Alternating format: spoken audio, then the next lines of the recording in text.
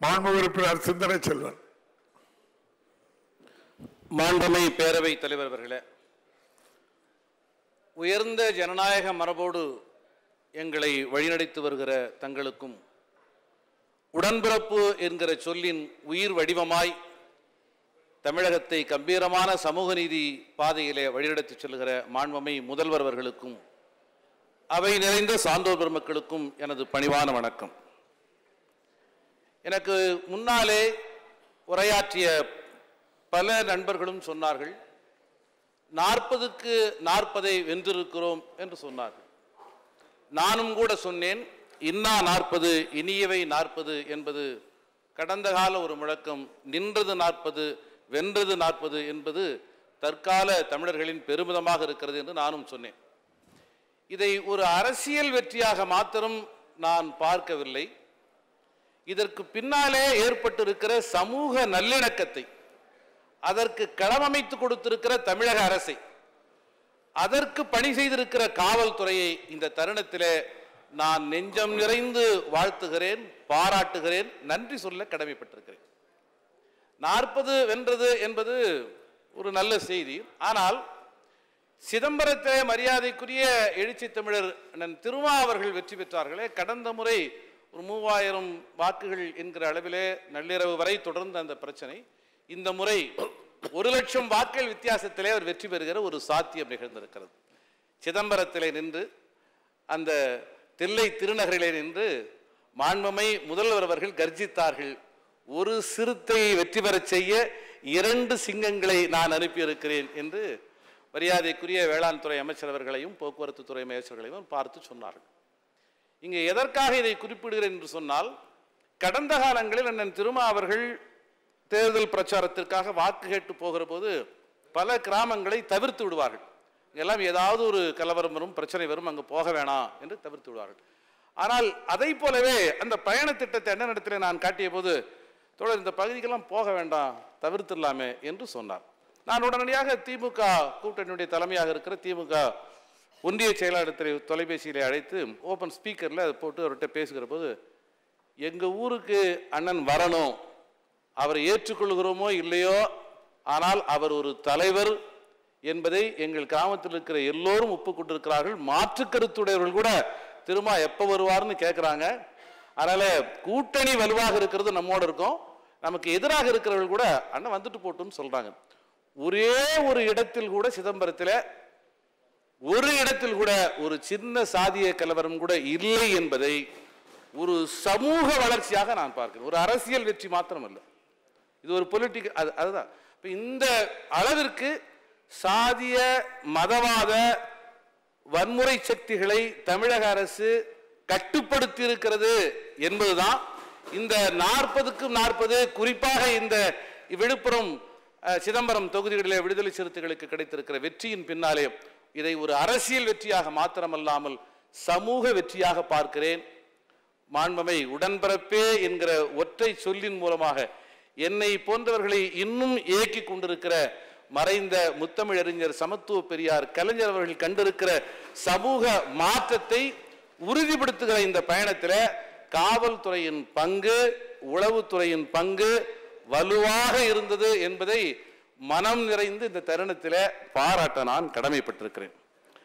மரியாதைக்குரிய மாண்புமிகு பேரவைத் தலைவர் அவர்களே, குற்றம் என்பதற்கான வரையறை கிரைம். கிரைம் என்று வருகிற போது ஒரு செயல் மாத்திரமே கிரைம் அல்ல, இன்டென்ஷன். அந்த கிரைமுக்கு பின்னாடி ஒரு இன்டென்ஷன் இருக்கணும். அப்போ அந்த இன்டென்ஷன் என்பது என்னவாக இருக்க முடியும்? பொருளாதார குற்றங்கள், பாலியல் குற்றங்கள் இப்படின்லாம் வருகிற போது இன்று தனிநபர் குற்றங்களை நம்ம தனியாக பிரித்துக் கொள்வோம்.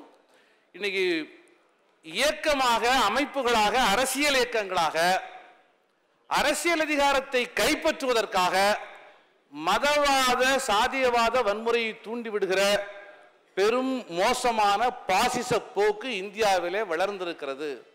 அதுதான் இன்னைக்கு ஒரு இன்ஸ்டிடியூஷனல் கிரைமா, ஒரு அமைப்பு சார்ந்த வடிவங்களுடைய கிரைமா மாறிது. உதாரணத்திற்கு மாண்புமிகு பேரவைத் தலைவர் அவர்களே, மரியாதைக்குரிய மாண்புமிகு இந்து சமய அறநிலையத்துறை அமைச்சர் அவர்கள் பேசுகிற போது ஒரு கட்டத்தில் நமக்கே இவர் எங்கே போறாரே, நம்ம கொண்டு போய் வேற இடத்துல கொண்டு போய் நிறுத்துறாரு என்கிற அளவிற்கு மிகுந்த ஆன்மீக உணர்வோடு ஒரு பேசக்கூடியவர். யாருமே அதை வந்து கேள்வி எழுப்ப முடியாது. கியூ பிரான்ச் என்பது ஒரு காலத்தில் ஆயுத பாதையில் நம்பிக்கை வைத்திருந்த நக்சலைட்டுகள் மாவோயிஸ்டுகளை அடக்குவதற்காக வைத்திருந்த ஒரு அமைப்பாக இருக்கலாம். ஆனால் இன்னைக்கு அப்படிப்பட்ட அமைப்புகளே தங்களுடைய போக்கெல்லாம் கைவிட்டுட்டு இந்தியாவில் இனிமே இதுக்கான தேவையில்லைன்னு வந்துட்டாங்க. இந்த மதவாத பாசிச சக்திகளிடமிருந்து நாட்டை காப்பாற்றுவதுதான் என்பதை பணிவோடு சொல்ல கடமைப்பட்டிருக்கிறேன். அத்தகைய சக்திகளை எதிர்கொள்வதற்கு உரிய வகையில் நம்முடைய காவல்துறையில் சீர்திருத்தங்கள், உரிய அமைப்புகள் மேற்கொள்ளப்பட வேண்டும் என்பதைத்தான் நான் பணிவோடு சொல்ல கடமைப்பட்டிருக்கிறேன். காலையில் கூட நம்ம வந்து ஒரு தீர்மானத்தை, வரலாற்று சிறப்பு வாய்ந்த தீர்மானத்தை நம்ம வந்து கொண்டு வந்தோம்.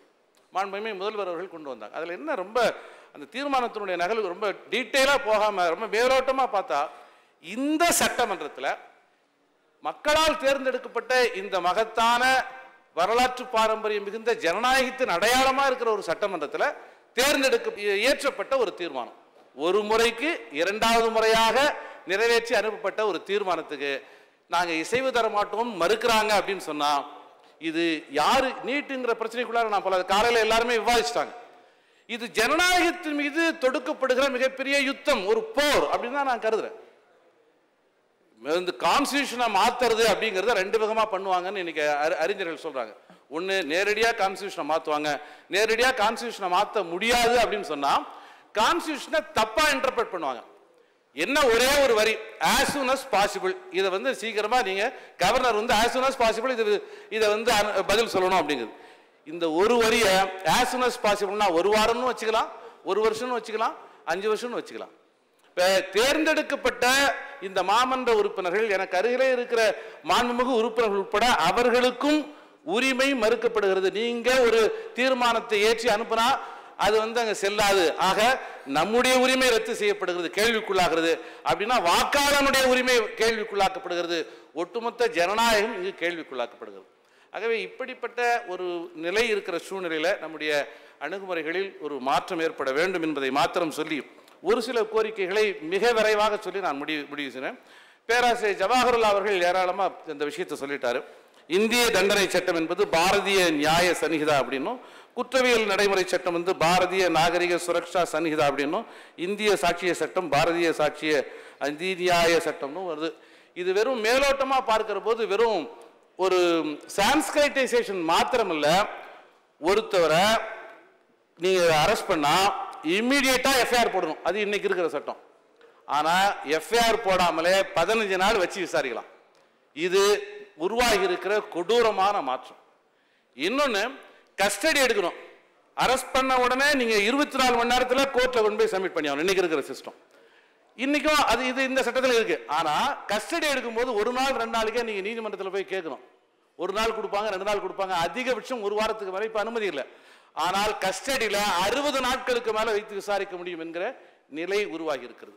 உண்ணாவிரதம் இருந்தால் கூட அதை கைது செய்து விசாரிக்கக்கூடிய ஒரு மிக கொடூரமான அணுகுமுறை இந்த புதிய சட்டங்களில் வந்திருக்கிறது. ஆகவே மாண்புமிகு தமிழக முதல்வர் அவர்கள், இந்தியாவிற்கே வழிகாட்டக்கூடிய தமிழக முதல்வர் அவர்கள் இந்த சட்டங்களை திரும்ப பெற வேண்டும் என சட்டமன்றத்திலே இந்தியாவிற்கே வழிகாட்டக்கூடிய வகையில் ஒரு தீர்மானத்தை கொண்டு வர வேண்டும் என்று நான் பணிவோடு கேட்டுக்கொள்கிறேன்.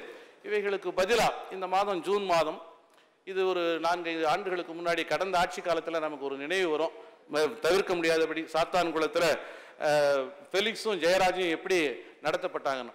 ஆகவே இப்படிப்பட்ட சட்டங்களுக்கு மாறாக பிரிவென்ஷன் ஆஃப் டார்ச்சர் ஆக்ட் அப்படிங்கிறத நாம் கொண்டு வருவது நல்லது. ஐநா சபை ஏற்கனவே 2008, 2012, 2013, 2023 தொடர்ந்து உலக நாடுகளுக்கு இதை வலியுறுத்திட்டு இருக்கு. இந்தியாவும் ஒப்புதல் போட்டு கையெழுத்து போட்டிருக்கு. ஆனால் நாம வந்து பிரிவென்ஷன் ஆஃப் டார்ச்சர் ஆக்டை கொண்டு வரல.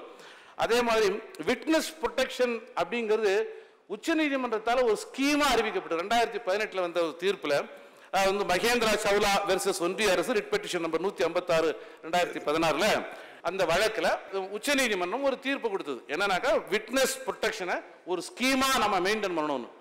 இந்தியாவிற்கே வழிகாட்டக்கூடிய வகையில் அந்த விட்னஸ் ப்ரொடெக்ஷன் ஸ்கீமுக்கு ஒரு சட்டத்தை தமிழக அரசு உருவாக்க வேண்டும் என்று நான் பணிவோடு கேட்டுக்கொள்கிறேன். இந்த தருணத்திலே 1-2 கோரிக்கைகளை வேகமாக நான் வாசிக்கிறேன். காவலர்களின் பணியிடங்களில் எண்ணிக்கை பெருகி வருகிறது. பணியிடங்களை நிரப்புங்கள் என்பது மாத்திரம் எனது கோரிக்கை அல்ல. இந்த கடந்த காலத்தில் அந்த வேக்கன்சி போஸ்டிங் வந்து வரையறுக்கப்பட்டிருக்கிறது. மாறி வந்திருக்கிற ஏறி வந்திருக்கிற மக்கள் தொகைக்கு ஏற்ப அந்த பணியிடங்களை மறுவரையை செய்து அதற்கொப்ப காவலர்களின் எண்ணிக்கையை உயர்த்த வேண்டும் என்று நான் பணிவோடு கேட்டுக்கொள்கிறேன். ஆகவே காவல் பணியில் இருக்கிற அனைவருக்கும் பெட்ரோல் அலவன்ஸ் தர வேண்டும் என்று நான் பணிவோடு கேட்டுக்கொள்கிறேன். காவல்துறையில் அனைத்து பணியாளர்களும் விபத்துக்கு நேரிடும் போது அவங்களுக்கு கிடைக்கிற இன்சூரன்ஸ் கிளைமர் பல இடர்பாடுகள் இருப்பதாக சொல்லியிருக்கிறார்கள். ஆகவே அதை சரி செய்து தர வேண்டும். காவல்துறையினர் பயன்படுத்துகிற வாகனங்கள் அதிநவீனமாக இருக்கும். அல்ல, நவீனமான வண்டி வந்தால் அது ஃபர்ஸ்ட் முதல்ல வந்து காவல்துறைக்கு போய் சேர்ந்தணும். அதே போல அனைத்து நிலை காவல் பணியாளர்களுக்கும் அரசு பேருந்துகளில் எல்லா இடங்களுக்கும் கட்டணம் இல்லாம அந்த வாரண்ட், பாஸ்போர்ட் இதெல்லாம் இல்லாம எங்க வேணாலும் போகக்கூடிய ஒரு நடைமுறை என்பது உருவாக்கப்பட வேண்டும். மாண்புமிகு பேரவைத் தலைவர்களே, இந்த ஆர்டர்லி சிஸ்டத்தை வந்து நாம தொடர்ந்து விவாதிச்சுட்டு வரோம். இந்தியாவிற்கு வழிகாட்டக்கூடிய வகையில மாண்புமிகு முதல்வர் அந்த ஆர்டர்லி சிஸ்டத்தை நீக்குவதற்கு முன்வர வேண்டும். உயரதிகாரிகளுடைய வீட்டு காவல் வேலை செய்யறது, பணிவிடை செய்யறது, இதுக்கு வேற காவல்துறை சாராத மற்றவங்களை ரெக்ரூட் பண்ணலாம். சைபர் கிரைம் கூட நான் என்ன சொல்ல வரேன்னா, சைபர் கிரைம்னா நீங்க போலீஸ் பேனை தான் ரெக்ரூட் பண்ணணும் இல்ல. இன்னைக்கு நிறைய கிராஜுவேட்ஸ் படிச்சுட்டு இருக்காங்க. நீங்க வந்து அவங்க எல்லாமே ட்ரெயின்டா இருக்கணும். இந்த எப்பயுமே செல்போன்லேயே இருக்கிற ஆட்கள்லாம் ரொம்ப பிசிக்கலா ஃபிட்னஸா இருப்பாங்க, தேவையில்லை. அவர் ரொம்ப சாதாரணமாக இருப்பான், ஆனால் வந்து செல்போனில் ரொம்ப பாண்டியத்தை பெற்றவராக இருப்பான். இப்போ சைபர் கிரைமில் கூட நீங்கள் வந்து இந்த மாதிரி எக்ஸ்டர்னல் பர்சன்ஸ் வந்து நம்ம ரெக்ரூட் பண்ணி அதை நம்ம வந்து செய்ய முடியும் என்று நான் கேட்டுக்கொள்கிறேன்.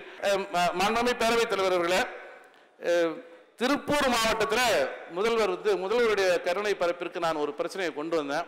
இந்த மாதிரி 30 வருஷமா இயங்காமல் இருக்கிற அந்த தொழிற்பேட்டையை வந்து சரி செஞ்சு கொடுக்கணும். உடனடியாக கேட்ட 24 மணி நேரத்தில் 50 கோடி ரூபாயை மாண்புமிகு முதல்வர் அவர்கள் நமக்கு தந்தாங்க. அதுல ஏக்கருக்கு 70,000 சொல்லிட்டு HRNC இருந்து நாம வந்து 6/7/1993 47.2 நிலத்திற்கு நாம பணம் கொடுத்துட்டோம். அதாவது வந்து டாட்டோ கொடுத்துருச்சு. ஆனா இன்று வரை அந்த நிலம் வந்து மாறாதால மாண்புமிகு முதல்வர் அவர்கள் 50 கோடி கொடுத்தும் கூட அதை வந்து நடைமுறைப்படுத்த முடியாத ஒரு நிலை இருக்கிறது என்பதை இங்கே சொல்லி பேரவைத் தலைவர் அவர்களே, அவர் கோரிய இந்த பின்னலாடை நிறுவனம் என்பது 1973ஆம் ஆண்டு இந்து சமய அறநிலையத்துறையும் கேட்டு இந்து சமய அறநிலையத்துறைக்கு 33 லட்சம் ரூபாய் அன்றைக்கு 93ஆம் ஆண்டு வழங்கியதோடு அந்த பிரச்சனையை மேற்கொண்டு கடந்த ஆட்சி காலத்திலும் அந்த ஆட்சி காலத்திலும் அந்த நிலத்தை எடுக்கவில்லை. தற்போது இந்த ஆட்சி ஏற்பட்ட பிறகுதான் கடந்த 26/2/2024 அன்று DROவை நில அளவை அனுப்பி அந்த இடத்தினுடைய முழு விவரங்களையும் சேகரித்து வந்தோம். அதில் என்னவென்றால் 47 ஏக்கரில் ஒரு 1.25 ஏக்கர் முனுசாமி என்ற ஒரு தனிநபர் தனக்கு சொந்தம் என்று நீதிமன்றத்திலே வழக்கை தொடர்ந்து தற்போது அவருக்கு சாதகமாக தீர்ப்பை பெற்றிருக்கின்றார். அதை உடனடியாக முதல்வர் அவர்கள் கவனத்திற்கு சென்றவுடன் அவர் அரசு வழக்கறிஞரை சந்தித்து மேல்முறையீடு செய்ய சொல்லி மேல்முறையீடும் செய்திருக்கின்றோம். கூடிய விரைவில் இந்து சமய அறநிலையத்துறை அந்த இடத்தை தாட்கோ நிறுவனத்திற்கு வழங்குவதற்குண்டான அனைத்து நடவடிக்கைகளும் இந்த ஆட்சியில் மேற்கொள்ளப்படும்.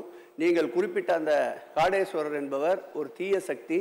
அந்த தீய சக்தி திராவிட மண்வாசம் கொண்ட இந்த தமிழ்நாட்டில் மாண்புமிகு முதலமைச்சர் இருக்கின்ற வரை இந்த சக்திகள் எந்த காலத்திலும் தலை தூக்காது என்ற உறுதியை தெரிவித்து மாண்புமிகு பேரவைத் தலைவர் வாயிலாக உறுப்பினருக்கு நிச்சயமாக அந்த திருப்பூர் பின்னலாடை தொழிற்சாலை உண்டான இடம் தாட்கோவிடம் வெறு விரைவில் சட்டப்படி ஒப்படைக்கப்படும் என்பதை தெரிவித்துக் கொள்கிறேன். ஒரு வரலாற்றின் நெருக்கடி குறித்து ஒரே ஒரு கோரிக்கையை கூடுதலாக உங்கள் அனுமதியோடு நான் சொல்ல விரும்புகிறேன். நம்முடைய தீயணைப்பு துறையிலிருந்து சில அதிகாரிகள் வந்து பார்த்தாங்க. SC STயில் ப்ரொமோஷனில் அவர்களுக்கு இடஒதுக்கீடு வேணும் அப்படிங்கிறது அவங்களுடைய கோரிக்கை. ஆகவே பதவி உயர்வில் SC ST மக்களுக்கான பதவி உயர்வில் இடஒதுக்கீட்டை பாதுகாக்கக்கூடிய வகையில் ஒரு சிறப்பு சட்டத்தை உருவாக்கி தர வேண்டும் என்று நான் கேட்டுக்கொள்கிறேன். ஆனால் அதில் வந்து அந்த தலைவர் பதவி வந்து ஓய்வு பெற்ற நீதிபதியாக தான் இருக்கணும்னு ஒரு கடுமையான நெருக்கடி இருக்கு. நேஷனல் கமிஷனுக்கே அப்படிப்பட்ட இது இல்லை. அதை கொஞ்சம் ரிலாக்ஸ் பண்ணா ஓய்வு பெற்ற நீதிபதி அல்லது நீதித்துறையில் பாண்டியத்தம் பெற்றவர்கள் என்கிற அளவில் அது வந்து சொல்லப்பட்டால். ஒன்று, சிதம்பரத்தில் அந்த தீட்சிதர்கள் வந்து சிற்றம்பல மேடையில் தேவாரம் பாடி வழிபடுவதில் வழக்குகள் பதிவாயிருக்கு. எங்களால் பாட முடியல, தமிழில் தேவாரம் பாட முடியல. 6 கால பூஜையிலையும் தமிழில் தேவாரம் பாடக்கூடிய வகையில் காவல்துறை உரிய நடவடிக்கையை மேற்கொள்ள வேண்டும். அதற்கு ஏற்றாற்போல் ஓதுவார்களை தமிழக அரசு நியமனம் செய்ய வேண்டும். எல்லா சட்டமன்ற உறுப்பினர்களும் தாங்கள் படித்த பள்ளியில் ஏதாவது ஒரு நலத்திட்டத்தை செய்யக்கூடிய வகையில் கூடுதலாக ஒரு 25 லட்சத்தை அதுக்காக மட்டும் ஸ்பெசிஃபிக்காக கொடுத்து அதில் தொகுதிக்குள்ளர மட்டும் இல்லாமல் ஒரு பள்ளிக்கூடத்தில் செய்கிற வகையில் செய்து தர மாண்புமிகு பேரவைத் தலைவர் அவர்களே, தமிழகத்தை ஒரு சமூக நீதி கண்ணோட்டத்திலே பாதுகாத்து கொண்டிருக்கிற தமிழகத்தின் இமயமாக விளங்கி கொண்டிருக்கிற மாண்புமிகு முதல்வர் அவர்களுக்கு எனது சார்பிலே எழுச்சி தமிழர் மரியாதைக்குரிய தலைவர் அண்ணன் திருமாவர்களின் சார்பிலே வாழ்த்துக்களையும் பாராட்டுக்களையும் நிறைவு செய்கிறேன். நன்றி, வணக்கம். இந்த வீடியோ உங்களுக்கு பிடிச்சிருந்தா ப்ளீஸ் லைக் அண்ட் ஷேர் பண்ணுங்க. மறக்காம எங்க சேனலை சப்ஸ்கிரைபும் பண்ணுங்க.